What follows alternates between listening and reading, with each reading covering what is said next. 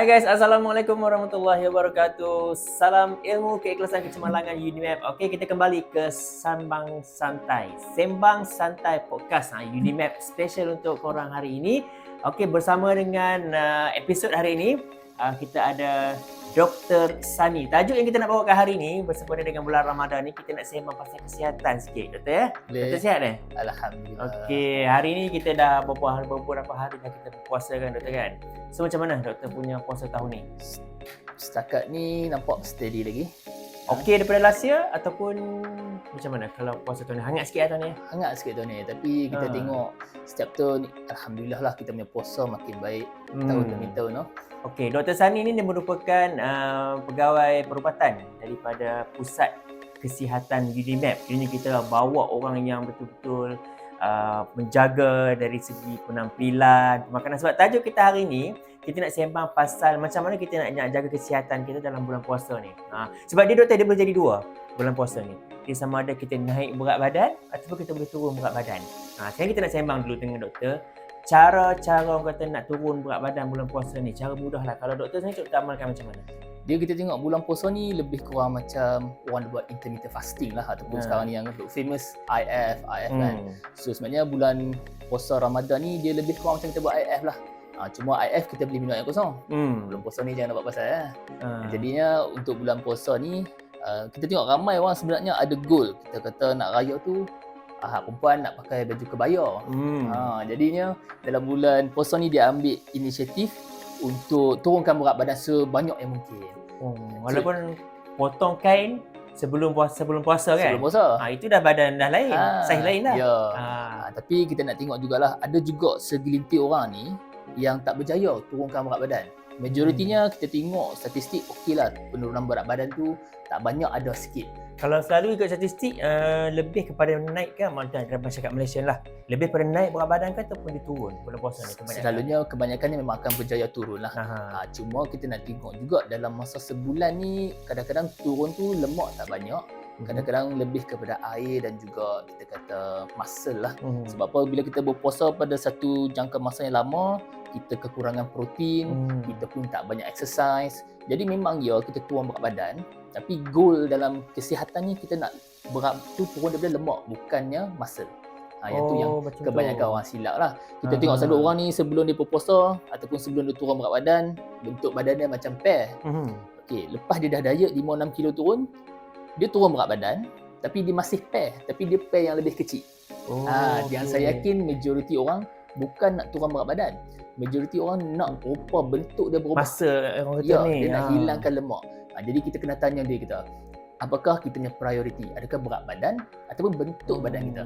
So mana yang penting sekarang ni? Orang kata dari segi pemakanan tu, bukan maksud dia cara dia tu lah, cara yang betul. Sebab kalau kata sebelum puasa IF kan, IF kita boleh minum air kosong. Adakah air kosong tu sebenarnya yang membantu proses untuk nak turun berat badan tu?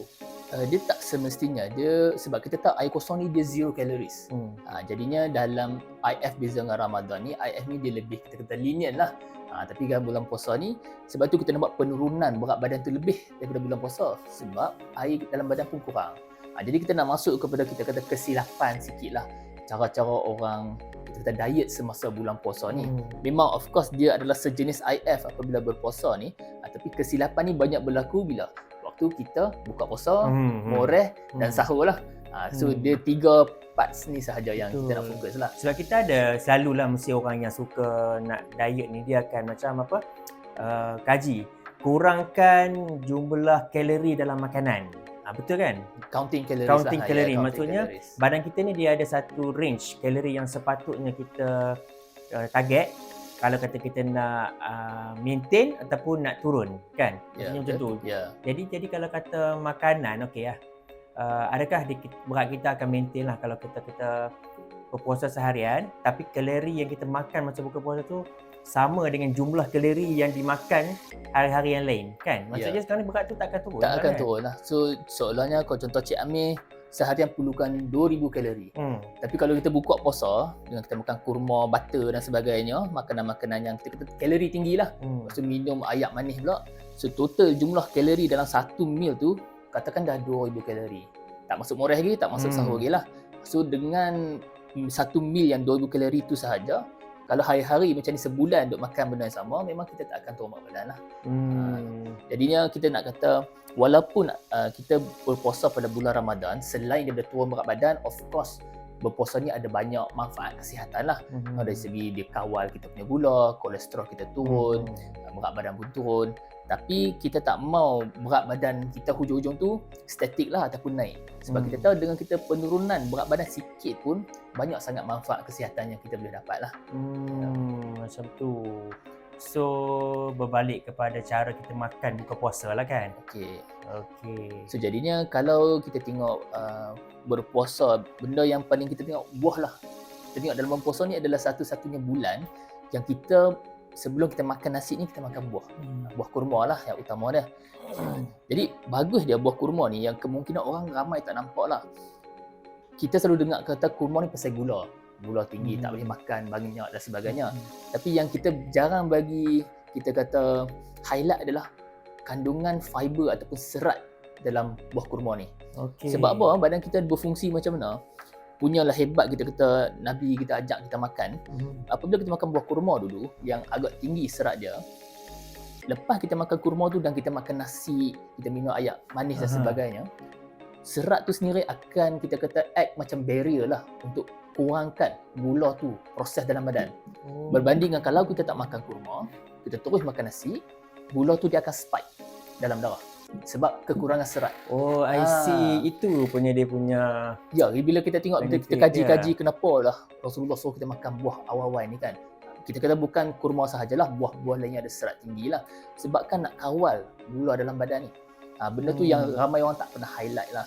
Dan of course kita tengok kurma ni, kita kata gula tinggi kan. Banyak orang faham gula tinggi lah.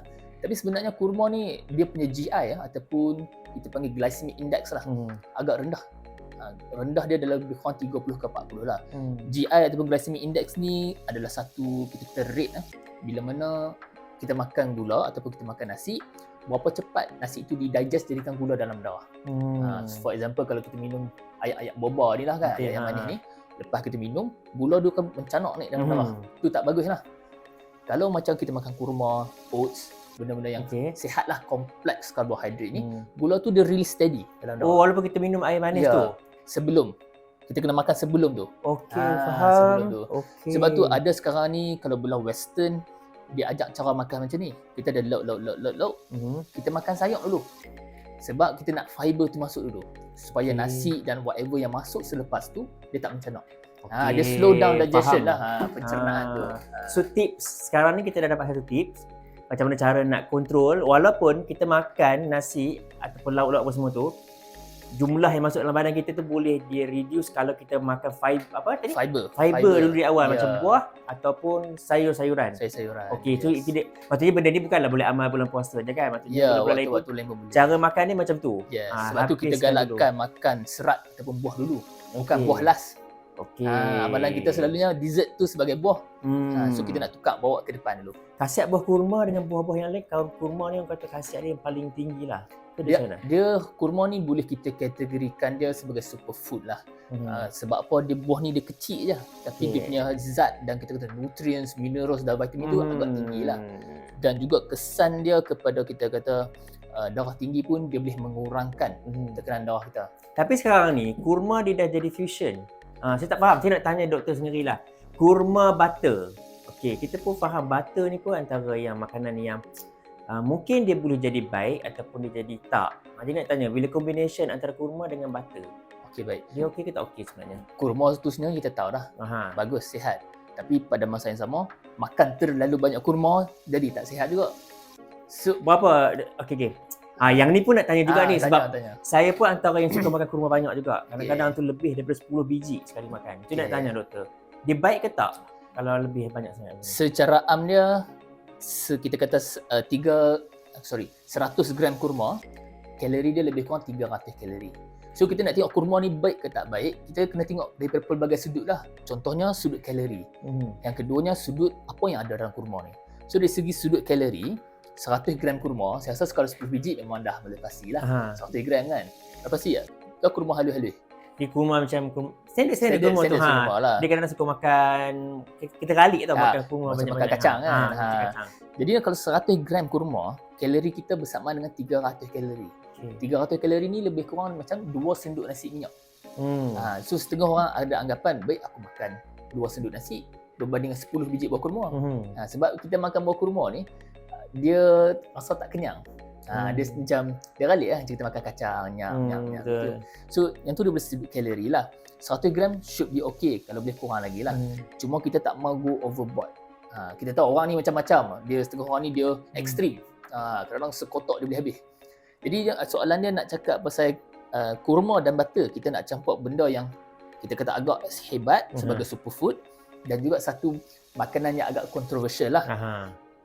Kontroversi butter ni bukan benda baru, benda lama dah. Sebab apa kontroversi ni keluar adalah disebabkan daripada kajian ada beberapa kita kata findings lah.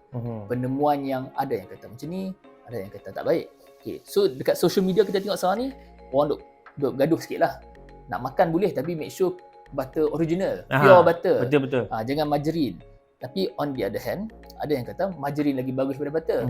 Ada yang kata jangan makan langsung dengan kurma. Ada yang kata, tengok ustaz kata, biarlah kita makan dengan butter, kita nak tarik orang non-Muslim untuk makan buah yang kita nak memperkenalkan lah buah sunnah ni. Jadi bila kita bercakap spesifik berkaitan dengan khasiat butter ni lah kan, dia adalah sejenis kita panggil lemak tepu. Lemak tepu English ni kita panggil saturated fat lah. Contoh saturated fat apa lagi yang ada? Contoh cheese, butter, kek-kek semua ni lah kan. So jadinya saturated fat ni ada bad reputation disebabkan yang kita faham sekarang ni saturated fat menyebabkan kolesterol meningkat dan menyebabkan serangan jantung dan juga stroke. Okay. On the other hand, setengah orang rasa, dia based on kajian, dia kata saturated fat neutral effect dia, tak ada kesan. Okay. Jadinya dekat mana-mana guideline pemakanan baik Malaysia, Canada ataupun Netherlands, semua guideline dietary dia recommend untuk kurangkan ataupun ayat dia hadkan lemak tepu kita kurang daripada 10% daripada kalori seharian kita. 10% ni kalau kita makan 2000, lebih kurang berapa kalori? Terus tanya soalan mat ni. Susah lah macam tu. Pagi-pagi bulan-bulan puasa nak kena ingat. Kena kira-kira macam tu pula. Lebih kurang 200 kot. Lebih kurang 200 kalori lah. Jadinya bila kita kata boleh makan, sebab badan kita pun memerlukan lemak tepu, cuma tak boleh lebih daripada 10%. Bila kita sembang dengan orang awam, dia tak tahu 10%. Kalau dia kira makan je lah. So kita boleh assume, kita boleh anggap yang orang ni akan makan secara berlebihan benda-benda yang lemak tepu ni. Jadinya kita tak nasihatkan lah untuk campur kurma dan juga butter ni. Sebab sampai sekarang kajian lebih menunjukkan yang memang butter tak berapa nak bagi baik tak lah berapa bagus. Tak berapa bagus apabila diambil dalam kuantiti yang banyak. So, sebab macam Cik Amir pun kata, biasa makan 10 biji buah kurma. Saya pun kurang-kurang 6 ke 8. So, adakah dengan kita tambahkan butter yang lagi sedap ni, adakah kita akan maintain 10 biji sidap-sidap makin lebih? Jadinya bila kita masukkan butter pun tengok tak butter banyak mana dia buh. Saya duk macam imagine, penuh, saya duk imagine macam kita sapu atas roti macam tu lah. Dia buh seketui je. Memang satu block of butter dia buh tu. So dengan kita tengok amount of butter yang diletak dan kita assume yang dia orang ni akan makan banyak. Benda tu kita ambil secara safety net yang kita nasihatkan semua orang supaya jangan makan macam tu. Jadinya kita tak advise lah untuk makan butter dengan kurma. Sebab apa? Dia akan lead kepada lebih banyak kurma yang dimakan. Dia kurang macam tu lah. Panjang cerita pasal kurma ni. Sebab director pun suruh cut, kita kena cut. Okay, so kita kena pergi ke tajuk yang lain. Okay, itu pasal kurma. Okay, sekarang ni saya nak tanya kaedah pemakanan doktor sendiri bulan-bulan puasa. Okay, sekarang ni kita tanya dengan orang yang memang jaga penampilan badan lah. Maksudnya dari kesihatan badan. Kita tanya harian doktor untuk bulan-bulan puasa macam mana? Cara pemakanan dia. Okay, untuk saya personally ataupun untuk semua orang lah. Kalau saya personally, yang pertama bila kita nak makan ni, benda yang saya nampak, saya tak nampak lauk semua ni. Dalam kepala saya nampak protein, karbohidrat, sayuran. So cara kita nampak. Jadinya kita follow KKM punya style. Bila kita ada satu pinggan tu kita nak makan, saya akan nampak suku separuh. Suku separuh. Nasi separuh Ya,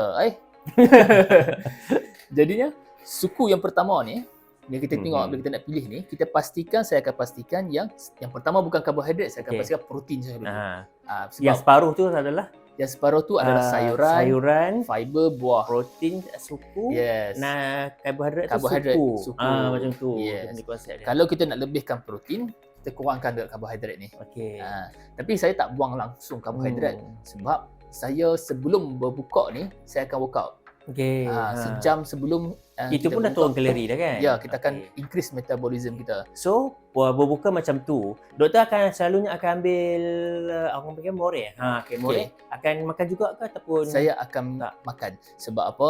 Daripada sudut protein intake seharian, kalau kita lamsam semua dalam waktu berbuka tak cukup. Okey.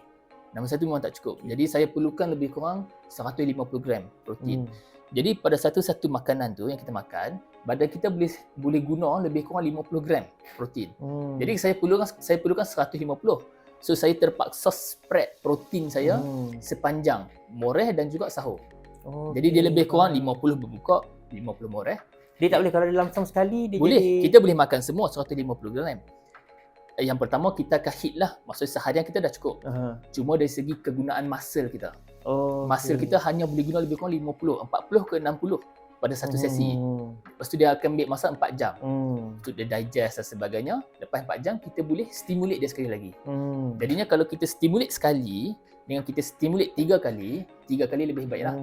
Tapi generally kalau orang tak boleh nak 3 kali, at least sekali pun cukup. Tapi pastikan dapat 150 gram tu lah. Okey. Problem Malaysia, bukan rakyat kita secara am ni yang bukan dalam bidang fitness dan sebagainya, utama dia kita tengok protein tak cukup. Yang banyak terlebihnya karbohidrat. Okey. Sebab kita faham dari segi socio-ekonomik dan isu dah, protein generally lebih mahal berbanding dengan karbohidrat. Sebab tu kita tengok dekat negara-negara yang agak socio-ekonomik agak rendah, obesity dan semua ni meningkat. Sebab dia banyak bergantung kepada karbohidrat. Jadi pemilihan makanan tu sangat bergantunglah kepada Okey. So teori dia sekarang ni adalah bagaimana protein tu nak kena dilebihkan yes. dalam bulan puasa ni. Ya. Okey. Dan protein kita jangan bayang ayam, ikan, telur dan sebagainya. Sekarang ni banyak vegetable punya protein. Tofu, tongkuang, semua ni, tempe, semua adalah pilihan protein yang bagus dan vegetarian. Dan kita ni sebenarnya boleh benefit sangat banyak daripada diet yang vegetarian tapi tinggi protein. Sebagai doktor, protein tu pun tak kisahlah either dia digoreng ke ataupun dibakar ke ataupun dikukus ke, dia punya cara masakan penyediaan dia tu ada. of course kalau boleh yang kurang minyak lah. Contoh kalau boleh air fryer. Kalau boleh steam, kita steam. Macam doktor sendiri minyak selalu macam nak ambil juga ke ataupun kita taklah strict sangat dia berkaitan dengan minyak ni because kita dah restrict banyak dah benda yang lain. So jadi nak minyak sikit, nak sos sikit-sikit sebab kita nak bagi makanan tu selera tak ada isu. So itu antara rutin. Yes. So utamanya make sure protein cukup. Yang kedua kita isikan dengan karbohidrat sedikit dan selebihnya adalah buah-buah dan sayur-sayuran. Betul. Tengok jap soalan yang next. Okay. Ada lagi satu soalan lagi. Tunggu jap kita nak tanya tentang tadi positif ke arah turun. Lepas tu setengah orang juga dia tak berjaya nak turun. Dia akan naik pula. Apa dia punya sebab faktor utama yang naik tu? Saya bagi dua sebab utama lah. Yang pertama ni kita overeat lah. Kita makan secara berlebihan dalam window makan kita. Maksudnya antara buka puasa sampai sahur. Kita makan tak berhenti lah kita kata. Kan? Dan yang keduanya, kita bukan makan sahaja, kita minum kalori. Banyak kajian dibuat, apabila kita minum kalori, kita tak rasa kenyang. Dan pengambilan kalori itu akan lebih mudah lah. Minum kalori maksudnya minum air manis gitu kan. Contohnya ice blended, kopi-kopi hipster yang ada whipped cream dan susu pekat dan sebagainya. Semua ni menyumbang kepada kalori yang yang tak bagus lah dan tak mengenyangkan. Jadi bila tak mengenyangkan, kita nak lagi. Baik. Berbalik sikit, satu lagi nak tanya tentang penjagaan kalau orang lelaki tentang perut. Dia akan makin naik. Nak tanya jap. Makan, tak tahu lah ini adalah mitos ataupun tak. Makan sambil minum adakah menyebabkan kepada perut buncit? Dia boleh buncit tapi orang duk panggil buncit air kan. Dia disebabkan kita kata overeating ataupun bloatedness lah pada waktu makan tu. So seeloknya kita makan dulu. Selalunya macam mana kita minum dulu? Maksudnya dia macam sambil-sambil makan minum macam tu. Adakah benda tu baik ke tak sebenarnya? Sebenarnya kalau ikut sunnah pun tak berapa elok lah. Okey. Kan? Seeloknya 1/3 makan. Okey. 1/3 air dan 1/3 angin lah. Maksudnya jangan makan terlalu banyak sampai tak ada ruang. Tu Okey. sebenarnya kita boleh follow lah tips-tips tu. Okey, itu dia banyak tips. Director Asyik bagi cue. Itu. Dia bagi time kan. Okey, Sebab okey. kita punya podcast tak panjang hari ni. Panjang Sebab lah. kita nak short je sebab kita nak Boleh. sembang santai. Boleh. Tu topik sepanjang orang kata bulan Ramadan ni lah, cara teknik-teknik nak kurangkan berat badan. Sebab Berat semua badan. orang nak capai satu orang kata paling-paling lah boleh turun dalam 5 kilo pun okey lah kan. 5 kilo pun consider banyak tu sebab sebulan. Dia banyak orang fokus nak turun. Betul. Tapi dia ada orang cakap macam ni, kita tak ada masalah dengan isu penurunan berat badan. Kita ada problem dengan berat badan punya maintenance. Okey. Kita boleh turun dalam masa sebulan. Selepas tu Pun kena fikir orang tak balik nampak kan. benda tu. Tidur sebelum makan tidur. Maksudnya sekarang kalau kita dah more, lepas tu kita tidur kan. Okey, kalau kita makan sebelum tidur ni orang kata naik berat badan ke? Tak. Tak. Dia generally berbalik kepada kalori seharian kita lah. Kalau contohnya kita makan sekali sahaja lepas tu kita tidur, kalau masih di bawah, contoh Cacik Amin bawah 2000 kalori, kita akan turun berat badan. Dia isu dia even KKM pun tak galakkan kita makan dekat-dekat dengan waktu tidur ataupun malam, sebab bila waktu malam ni kita tend untuk makan lebih. Sebab apa? Pemilihan makanan tak banyak. So kita akan grab benda-benda yang fast food lah. So trend tu kita akan grab chips, benda yang kita kata jajan-jajan. Disebabkan oleh pemilihan makanan tu akan kurang baiklah waktu malam ni. Okey, baik. Itu dia sedikit tips untuk kali ni lah. Sembang-sembang santai dengan Dr. Sani, kita punya pegawai perubatan yang memang kalau kita nak sembang banyak lagi lah tips yang boleh bagi. Ini cuma kita sentuh tentang apa yang perlu diamalkan di bulan Ramadan. Okey, jadi thank you so much kepada korang yang menonton podcast santai kita hari ini. Kita jumpa lagi untuk next topic. So thank you doktor juga meluangkan masa. Selamat berpuasa, selamat berbuka nanti. Okey. Kalau kata-kata nak apa-apa, kalau kita ada penonton kita yang nak dapatkan tips apa-apa, macam mana dia orang nak contact dengan doktor? Boleh, kalau staff kita boleh datang ke PKU, jumpa mana-mana doktor kita. Ataupun kalau nak follow personally saya, boleh follow dekat TikTok ataupun YouTube lah. Saya lebih aktif di sana. Follow TikTok, Instagram doktor untuk dapatkan banyak lagi tips penjagaan